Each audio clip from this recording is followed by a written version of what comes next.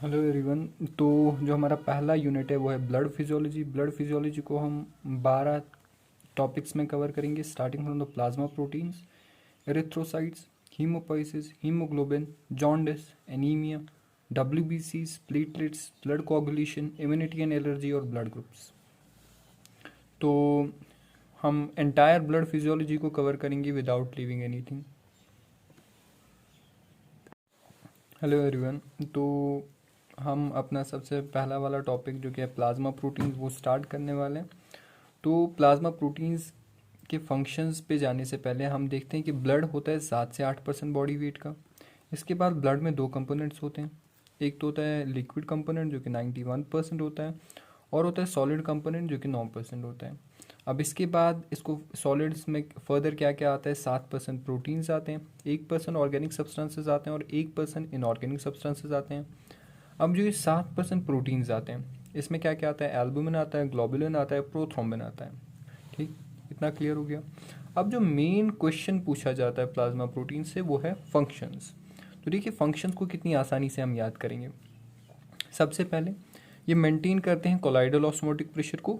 दूसरा फंक्शन ये मेंटेन करते हैं विस्कोसिटी ऑफ द ब्लड। तो दो फंक्शन याद हो गए, मेंटेन करते हैं कोलाइडल ऑस्मोटिक प्रेशर को और मेंटेन करते हैं विस्कोसिटी ऑफ द ब्लड को। अब देखिए सबसे लास्ट वाला कौन सा प्लाज्मा प्रोटीन हमने पढ़ा, प्रोथ्रोम्बिन। इसका क्या काम होता है, ये मदद करता है क्लॉटिंग मैकेनिज्म्स में। इसके बाद ग्लोबुलिन, ग्लोबुलिन किस काम आता है, ग्लोबुलिन डिफेंस में काम आता है। आपने सुना होगा alpha globulin, beta globulin, gamma globulin, तो ये डिफेंस में काम आते हैं। तो दूसरा फंक्शन डिफेंस। इसके बाद एल्बुमिन, एल्बुमिन ट्रांसपोर्ट में काम आता है, तो ट्रांसपोर्ट में एल्बुमिन। अब अगर आपको और ज़्यादा अच्छा बनाना है अपने आंसर को तो ट्रांसपोर्ट में आप क्या लिख सकते हैं, एल्बुमिन आयरन ट्रांसपोर्ट में जब मदद करता है, आयरन ट्रांसपोर्ट में कौन मदद करता है, in the form of transferrin, in the form of transferrin. इसके बाद कॉपर ट्रांसपोर्ट में कौन मदद करता है,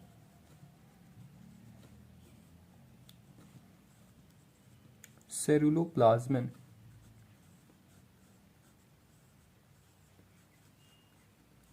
तो ये दो पॉइंट्स आप इसमें एक्स्ट्रा लिख सकते हैं।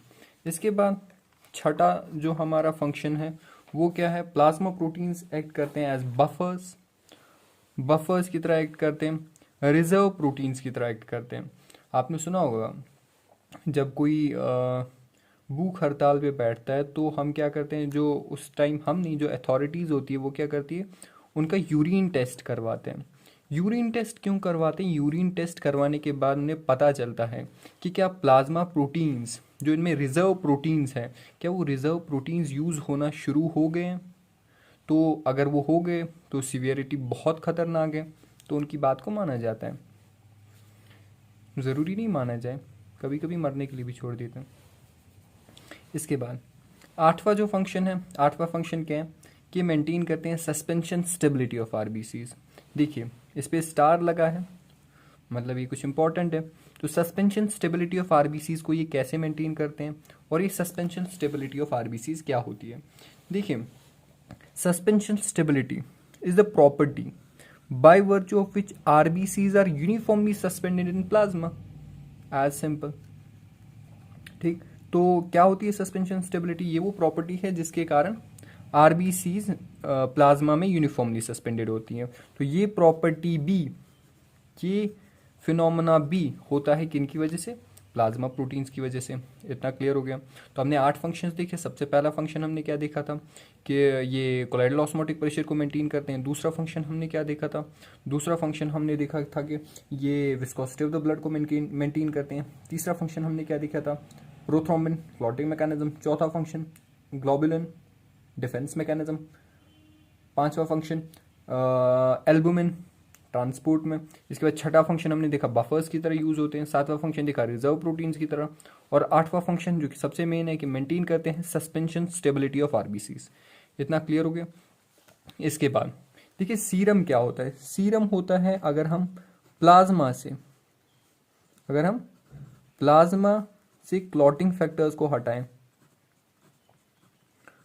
तो जो बचेगा हमारे पास यानी क्लॉटिंग फैक्टर लेस प्लाज्मा, उसको हम सीरम बोलते हैं। ये याद रखना कि सीरम में जो सेरोटोनिन है, सेरोटोनिन की मात्रा बहुत ज़्यादा होती है। अब क्यों होती है? ये इसलिए होती है क्योंकि क्लॉटिंग फैक्टर्स को हटाते टाइम हम इनको डिग्रेड कर देते हैं। जब हम इनको डिग्रेड कर रहे होते हैं तो उसी टाइम ये सीरोटोनिन बन रहा होता है, ठीक। अब इसके बाद हमें जाना है अप्लाइड एस्पेक्ट पे। तो अप्लाइड एस्पेक्ट में हमें पढ़ना है हाइपोप्रोटीनीमिया और हाइपरप्रोटीनीमिया। इन दोनों चीज़ों को पढ़ने से पहले हम क्या देखते हैं, हमें कॉन्सेप्ट समझते हैं। देखिए ये क्या है, ये कैपलरी है, ये कैपलरी का एट्रियल एंड है, एट्रियल एंड, और ये कैपलरी का वीनस एंड है। एट्रियल एंड पे क्या होता है, हाइड्रोस्टैटिक प्रेशर ज्यादा होता है देन कोलाइडल ऑस्मोटिक प्रेशर। तो this process favours filtration. Absorption भी हो रही है, रीअब्जॉर्प्शन भी हो रही है, लेकिन ज्यादा क्या हो रहा है, क्योंकि हाइड्रोस्टैटिक प्रेशर ज्यादा है इसलिए फिल्ट्रेशन ज्यादा हो रही है। वीनस एंड पे क्या हो रहा है, वीनस एंड पे जो कोलाइडल ऑस्मोटिक प्रेशर है वो ज्यादा होता है देन हाइड्रोस्टैटिक प्रेशर। इसके कारण जो वीनस एंड है इसमें क्या हो रहा है, इसमें फिल्ट्रेशन भी हो रही है, लेकिन जो रीअब्जॉर्प्शन है, रीअब्जॉर्प्शन ज्यादा हो रही है। इतना क्लियर हो गया। ये दोनों फोर्सेस बैलेंस में हो तो इंटरस्टिशियल स्पेस में एक्सेस फ्लूइड कलेक्ट नहीं होगा, ठीक। ये आपको याद रखना है, इतना याद रखा। तो इसके बाद हम क्या देखते हैं, इसके बाद हम अपने अप्लाइड एस्पेक्ट पे आते हैं। सबसे पहला हाइपोप्रोटीनीमिया, नाम से ही पता चल रहा है कि प्लाज्मा प्रोटीन्स क्या हो रहे हैं, कम हो रहे हैं ब्लड में। अब प्लाज्मा प्रोटीन्स क्यों कम हो सकते हैं? सबसे पहली बात डाइटरी डेफिशिएंसी हो रही है। दूसरी बात स्टारवेशन, स्टारवेशन में भी प्लाज्मा प्रोटीन्स कम हो रहे हैं। क्यों? क्योंकि वो यूज हो रहे हैं एज रिजर्व प्रोटीन्स, ठीक। तो उसकी वजह से वो कम हो रहे हैं। अब अगर डिफेक्टिव सिंथेसिस हो रही है, डिफेक्टिव सिंथेसिस के बाद, डिफेक्टिव सिंथेसिस कब होगी, ये बनते हैं लिवर में। तो अगर लिवर सिरोसिस हो गया, लिवर सिरोसिस के केस में भी क्या होगा, हाइपोप्रोटीनीमिया हो जाएगा।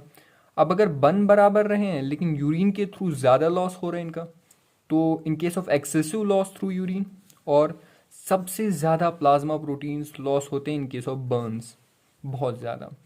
अब हो गया हाइपोप्रोटीनीमिया, इससे हमें क्या होगा, तो देखिए अब क्या होता है इससे। हमने अभी देखा था ये एट्रियल एंड है, ये वीनस एंड है।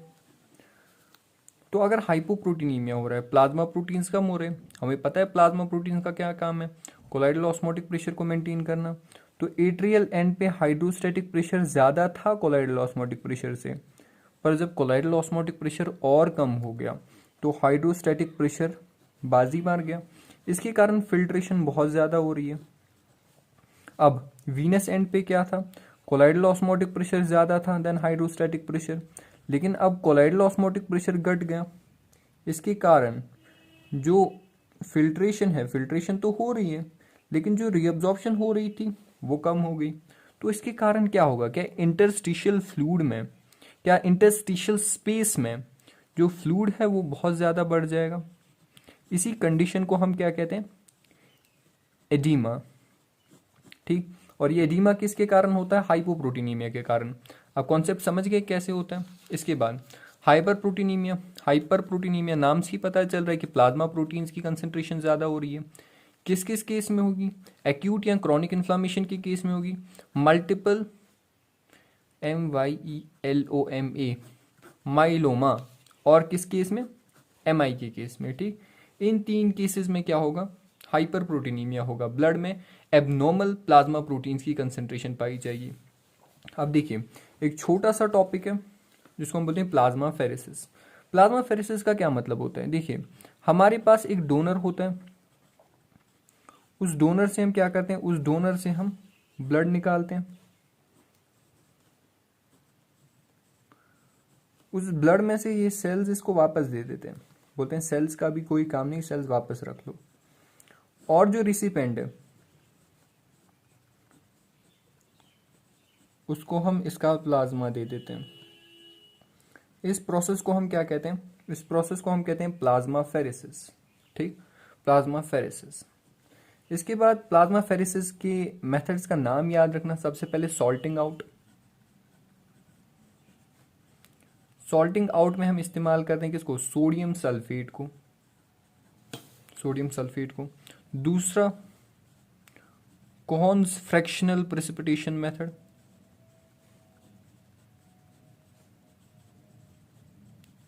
इसके बाद तीसरा इलेक्ट्रोफोरोसिस भी होता है और इम्यूनो इलेक्ट्रोफोरोसिस भी होता है। इतना याद हो गया? तो इसी के साथ हमारा पहला टॉपिक जो है प्लाज्मा प्रोटीन्स वो कंप्लीट होता है। इसमें हमने प्लाज्मा प्रोटीन से रिलेटेड सारे जो कॉन्सेप्ट्स हैं, सारे जो टॉपिक्स हैं वो कवर किए। Thank you.